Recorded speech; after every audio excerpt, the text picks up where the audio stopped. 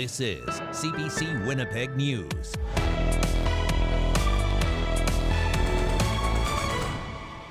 Good evening. Thanks for joining us. Janet Stewart is off tonight. It's been a battle that lasted years. A Winnipeg man has fought to have his mother's death deemed a homicide. He finally got the news he's been waiting for, but what happens next is still unknown. CBC's Alana Cole explains. At the bottom of these stairs in this basement is where the body of 87-year-old Jessie Garwood was found in 2004. Her death classified as accidental at first, that she had fallen down the stairs and hit her head. Can you see that? Blood on there? But for years, her son, Jim Garwood, hasn't believed it. Now, if she's lying next to the telepost over there, I mean, the obvious question is, how did we get blood over here? And he questioned how she could have sustained so many injuries from falling. So Garwood became dedicated to learning more. It got to the point of being a whodunit rather than grieving for my mother, because I just didn't believe that this is possible, that what I've been told was even a possibility. After years of fighting, poring over evidence, hiring a private investigation firm, and seeing the cause of death changed from accidental to undetermined in 2007, he finally read what his gut had been telling him. A letter from Manitoba's chief medical examiner says, "I no longer believe that all of the injuries could have possibly resulted from accidental falls." It also says, "I will be amending the report of medical examiner to reflect a change in the manner of death from undetermined to homicide." Chief Medical Examiner Dr. John Eunice says his office reviewed the case after Garwood won a civil lawsuit last fall. For Garwood, it's emotional. Sadness because it's taken so long, and happiness that he came, in my view, to the right conclusion finally. The medical examiner says he would be alerting police to the change. A police spokesperson says they're consulting with the Crown's office. The Crown Prosecution Service says it will review any new evidence. I think it'll be a bit of a uphill climb trying to get any of the Crown prosecutors or the police to do the right thing. It'll take a lot of prodding, I think. In the letter from the chief medical examiner, there's something else that was meaningful to Garwood.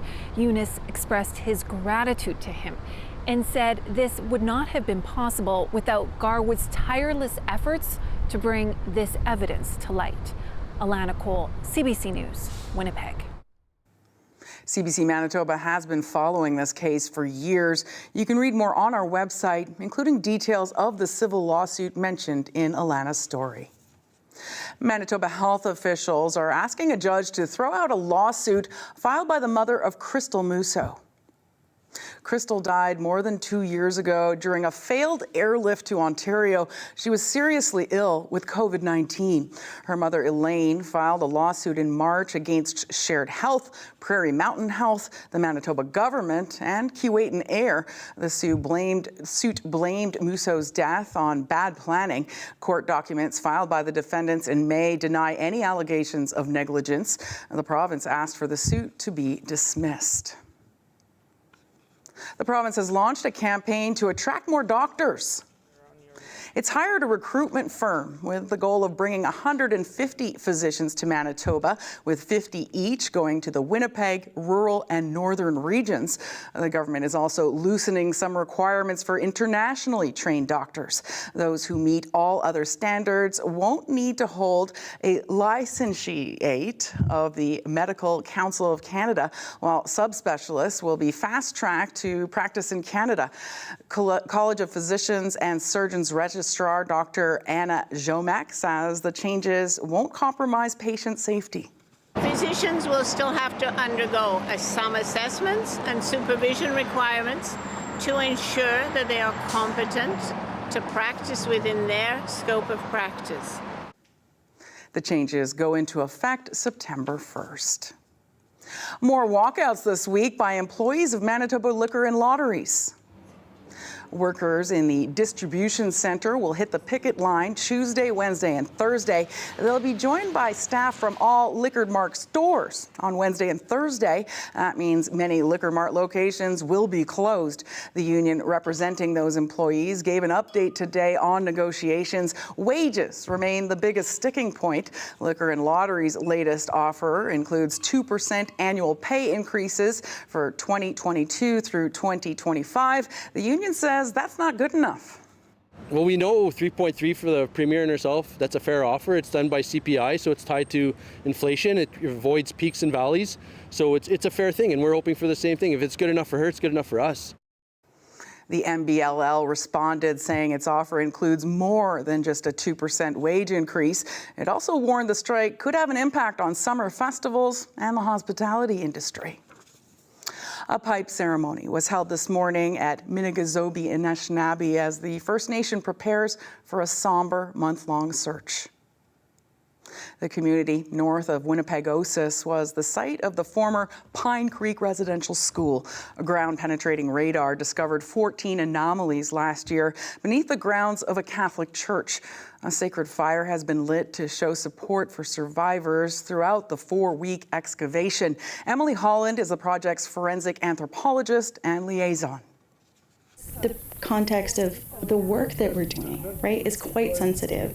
And if there are individuals in these reflections, and if they are in fact graves, that's a really difficult thing for community to have to consider. The Pine Creek School operated from 1890 to 1969. The National Centre for Truth and Reconciliation has a record of 21 child deaths there, and survivors have long spoken about abuse. Winnipeg celebrated its first Gatka competition this weekend. The tournament drew dozens of people from the Sikh community to the Maples Community Centre. CBC's Zubina Ahmed was there. Jagdeep Singh fights with a sword-like wooden stick. His opponent counterattacks him with a leather shield.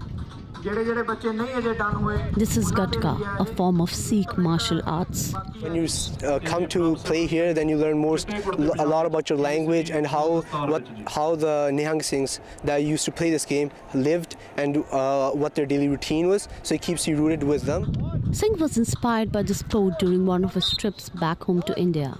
The University of Winnipeg student has been practicing ever since. The game helps me become more confident in life, and it helps me enjoy.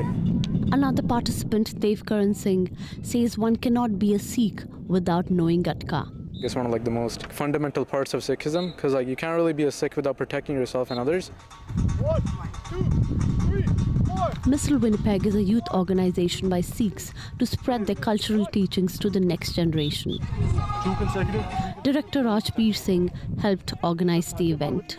It is very much a show of strength, it's a show of self-defense, it's a show of that these things we carry, these shastras that we carry, these uniforms that we wear, they also come with the responsibility to know how to use these things, to know how to act as a Sikh as well. Rajbir sees Gatka as a way to keep youth rooted to their culture. Zubina Ahmed, CBC News, Winnipeg. The Stanley Cup made its first appearance to adoring fans in Oakbank, Manitoba. Vegas Golden Knights center Brett Howden made yesterday's display happen. He played hockey as he grew up in Oakbank and says he's dreamed about bringing home the Stanley Cup for a long time.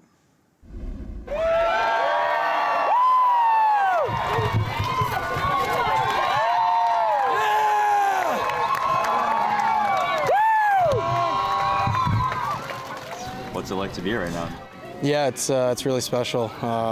As soon as we had the word that we were getting a day with the cup, I knew I was bringing it back here, sharing it with all our family and friends, and then the town that has supported me the whole time. So it's really special.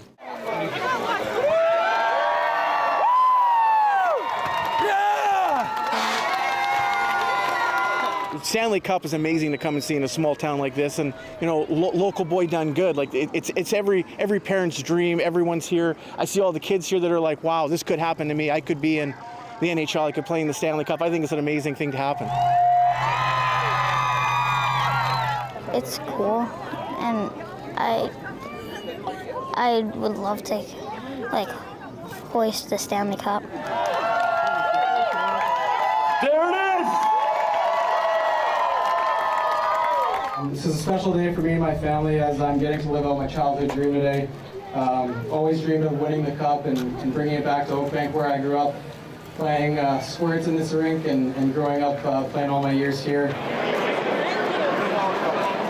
I don't even know how to put that stuff into words because it's going to hit me sometime, and even Brett's been so busy, but it's incredible. Like, it's a really, really incredible experience and so fun to be a part of and to have that kind of an impact maybe on a community. You know, young kids playing hockey, Brett was the same place, and for maybe a bit of a role model now for some of these younger kids, you just got to keep playing, keep working, and you love the sport, you never know where it'll go.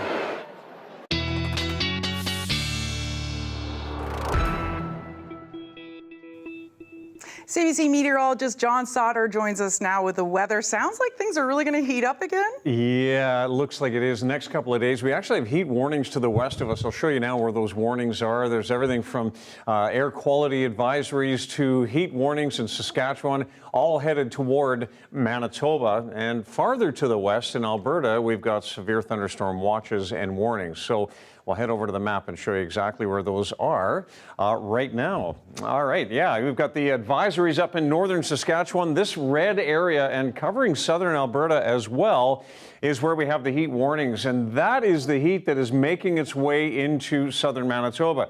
So heat warning criteria, thought I'd remind you about this. 32 degrees or higher for 2 consecutive days with overnight lows at around 16 or higher, or if the humidex is at 38 or higher for 2 consecutive days. Any of that mix will get us a heat warning. We're just going to be on the cusp of that as we head over the next couple of days. The real heat is in southern Alberta, southern Saskatchewan.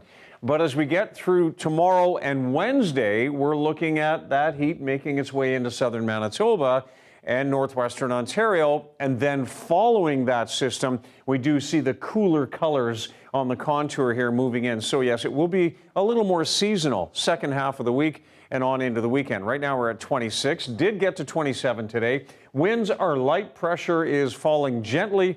A little bit of thin cloud cover over us, kind of a filtered sunshine here in the Winnipeg area and back up into the Parklands region, and a little bit of cloud across the north, but not much in the way of rain right now across the north. Tomorrow's a little bit different. Futurecast shows us that overnight tonight, there's a little upper level feature that from the Interlake down through the Red River Valley may provide a shower or a thunderstorm overnight. So that's tomorrow morning at 3:30. By the time we get to about 9 o'clock, it's just a partly cloudy sky, and most of those showers are east of the Red River Valley, areas like St. Anne and on into areas like Richer and Rennie and the rest of the White Shell. That continues to move off to the east. Tuesday afternoon, I do think that on into the evening, we've got a chance for a bit of a shower. It may stay to the south of us. Wednesday starts with sunshine, and again in the afternoon, we've got some scattered showers or storms in the mix, and that's the last front to move through before we get into a clearing sky on Thursday. So 17 tonight, normal low would be 13, so it stays pretty mild overnight under the cloudy skies and that chance of showers moving through. 19 in the morning, southeast winds at 20 to 25, so an early shower, by early I mean gone by about 8 o'clock, and then on into the afternoon, looking at 32 with a sun cloud mix. It's not just 32, it'll be very humid. Dew point temperatures tomorrow will be in the 20s likely. Across the north and through Norway House and Flin Flon on the Paw, very warm, but a chance of a late afternoon shower here in the west. The rest of the north, pretty sunny. Churchill cool at 12 with a north wind gusting to 50. And then here in the south, it happens earlier. The later showers happen in the afternoon in the west. Now, I do have a morning shower possible in Portage, and then a chance for that early morning shower, and then again later in the day here in the Red River Valley. So a morning/evening shower for the rest of us in the east. But we will also see some sunshine along with the heat and humidity. Kenora 25 tomorrow, chance of an afternoon shower or storm through northwestern Ontario, and warmer in Fort Frances at 28 degrees. Thank you, John. You're welcome. Well, still to come, some difficult days in Nova Scotia. Crews have recovered the body of a man missing since Saturday, and the search continues for 2 children and a youth after 2 vehicles were submerged by flood waters. You're watching CBC Winnipeg News.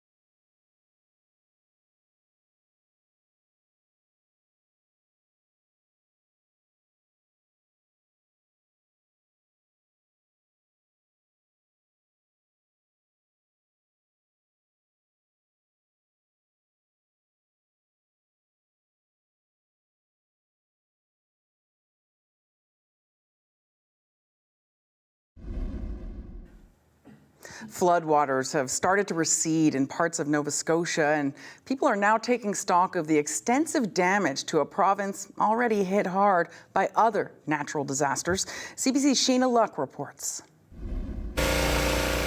Paul Chang takes inventory of the damage to his tropical fish store right beside the muddy Sackville River. On Saturday, the river was inside the business. We had about 12 inches of water that came in through the store. He's thankful it didn't get high enough to flood the tanks, but the damage was done. Others trying to deal with flooded basements, like Laurie McLeod Doyle. It's practically biblical. You know, we're just waiting for the locusts now, right? We got the fire, the floods. You know, it's crazy. Premier Tim Houston said he's requested federal disaster assistance. The province now forced to rebuild again after a string of major climate disasters over the past year and a half. But just in that time, serious flooding in Cape Breton, Hurricane Fiona, massive devastation across many parts of this province, northern Nova Scotia. Fires, devastating fires. We're still trying to get through and to respond to Hurricane Fiona and clean up. We're still trying to, let the fire situation is still, look at the impact on people's lives. And now here we are today. About an hour's drive west of Halifax, crews were already at work doing road repairs. Water smashed apart roughly 50 roads and triggered landslides. Rail lines were damaged and 6 bridges were completely destroyed. It was just like somebody opened up the skies. Water was coming in. You couldn't come out here. It would just wash you right down the street. It was that bad. Officials estimate between 500 and 600 people are still displaced around the province, 200 of them in Halifax. Melanie McWhirter was rescued from her home by a fire truck. I was standing in the middle of my driveway up to my knees in water. Our basement is fully flooded. Our neighbors are flooded out. But for some, this latest disaster will leave another lasting mark. Shayna Luck, CBC News, Halifax. A Canadian man arrested a week ago in the UK has been charged under Britain's Anti-Terror Act. The 28-year-old from Edmonton has been linked to a group that's outlawed in the UK. CBC's Christine Birak has the details from London. We now know the Canadian suspect is 28-year-old Khalid Hussein from Edmonton. Hussein was arrested shortly after landing at Heathrow Airport last Monday after getting off a flight from Canada.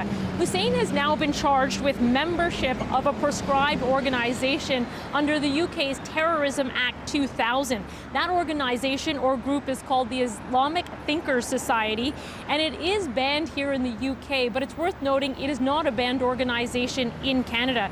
In court, we heard that Hussein was a member of the Islamic Thinkers Society and was effectively working with another man here in the UK who is also charged with terrorism offenses. His name is Anjem Chowdhury, who is 56 years old. He's facing 2 additional terror charges, including directing a terrorist organization. Chowdhury is well known in the UK media. He's been described as a notorious hate preacher who lives in East London. Chowdhury was convicted in 2016 on terror charges of inviting support for the Islamic State and spent 5 years in jail. Chowdhury was released in 2018 on strict conditions that prevented him from speaking publicly on sensitive matters. Now, he was also arrested last Monday in early morning raids on his home. That was just hours before police picked up the Canadian suspect.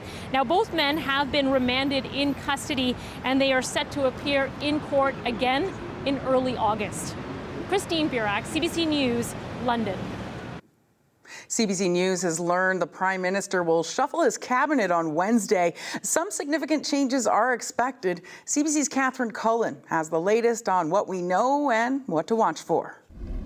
Well, change is coming to the federal cabinet. Sources tell CBC News that several ministers will be dropped in the cabinet shuffle on Wednesday. And that means that there are new names coming aboard, as well as the government tries to put a new face on some challenging issues. There was a flurry of activity not too far from the Prime Minister's residence today. Sources telling CBC News that ministers had been called to Ottawa to meet with the Prime Minister. And several news conferences were also cancelled for today. Those who did speak were asked about the changes. Environment and Climate Change Minister Stephen Guilbeault seems to be staying put, going ahead with a planned trip to India. Unless my boss tells me that I'm no longer leaving for the G20, I'll be heading there tonight to represent Canada as the Environment and Climate Change Minister. One longtime Liberal, Mental Health and Addictions Minister Carolyn Bennett seemed to suggest today that she will be leaving Cabinet. I have shared with the Prime Minister, met with the Prime Minister, that I will not be seeking re-election in the next election.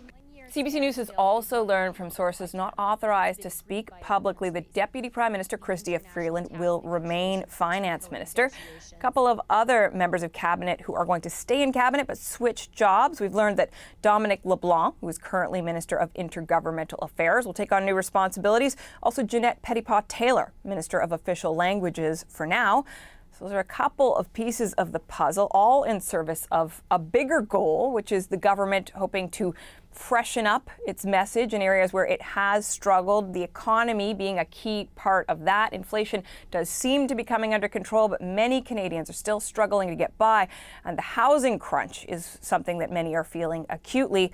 The Prime Minister can also use this opportunity to try to solve some problems. It's widely understood that Public Safety Minister Marco Mendicino will be moved after he struggled with some issues, including the way his office handled the transfer of high-profile prisoner Paul Bernardo.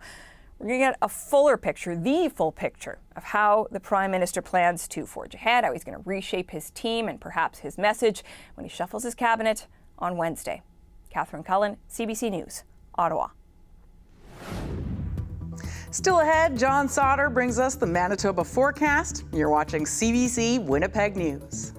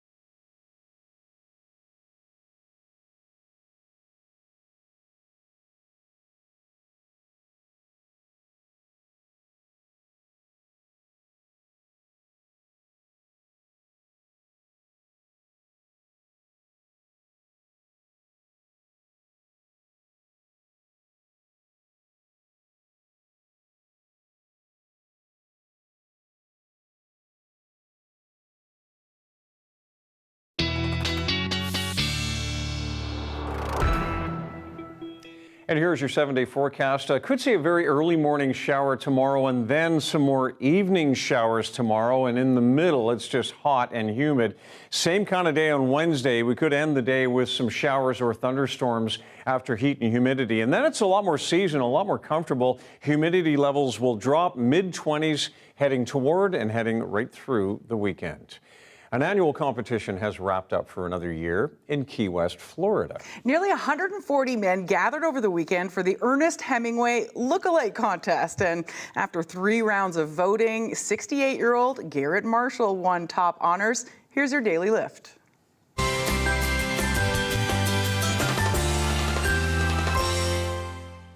This is the best birthday that I have ever had. Marshall is a retired TV technician from Wisconsin. It was his 11th appearance in the contest. The Look-alike contest is the cornerstone of celebrations staged in Key West to mark Hemingway's birthday. Look-alikes and other fans took to the streets to recreate Running of the Bulls in Pamplona, Spain.